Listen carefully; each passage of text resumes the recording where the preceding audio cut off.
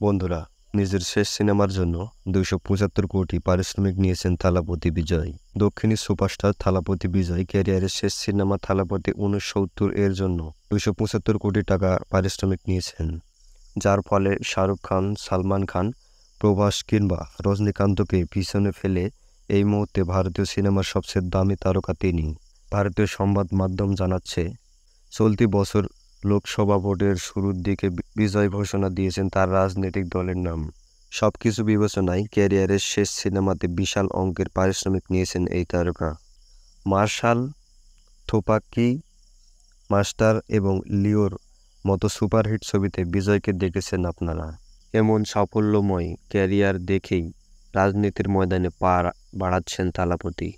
বহু বছর ধরেই দক্ষিণী তারকাদের মধ্যে রাজ করছেন বিজয়।